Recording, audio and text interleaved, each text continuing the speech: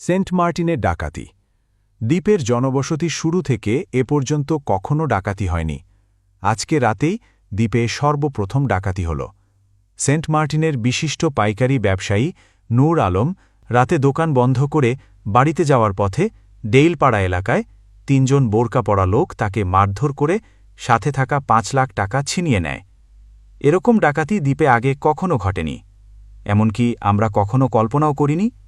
সপ্তাহখানেক পর Saint Martin মালামালের trawler যাওয়ার কারণে আজকে তার বেচা বিক্রি বেশি হয়, ফলে আজকেই তাকে টার্গেট করছে। বেশ কিছুদিন ধরেই দ্বীপে চুরির প্রবণতা বৃদ্ধি পেয়েছে। চোরহীন এলাকা হিসেবে সেন্ট মার্টিনের একটা সুনাম ছিল, যা দ্বীপের ভয়াবহ আর্থিক সংকটের কারণে নষ্ট হয়ে গেছে।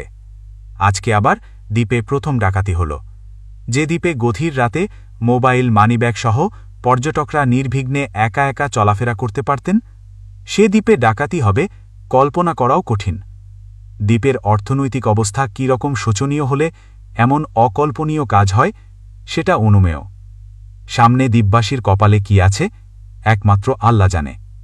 একজন মানুষের একগুঁয়েমি ও অপরিপক্ষ সিদ্ধান্তের ফলে আজ সেন্ট মার্টিন জাহান্নামে পরিণত হয়েছে।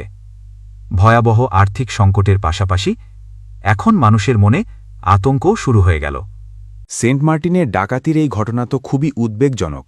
দ্বীপের দীর্ঘদিনের শান্তিপূর্ণ পরিবেশ এভাবে নষ্ট হওয়া অত্যন্ত দুঃখজনক। আশা করি প্রশাসন দ্রুত ব্যবস্থা নিয়ে অপরাধীদের ধরে ফেলবে এবং দ্বীপে নিরাপত্তা ফিরিয়ে আনবে। এই ধরনের ঘটনা স্থানীয় মানুষজনের মনে অবশ্যই ভয় তৈরি করবে। সবার উচিত এই পরিস্থিতিতে সতর্ক থাকা এবং যে কোনো অপ্রীতিকর ঘটনা ঘটলে প্রশাসনকে জানানো। আশা করি পরিস্থিতি দ্রুত স্বাভাবিক হবে। রিপোর্ট করেছেন সেন্ট মার্টিন থেকে এসটি মার্টিন টিভি।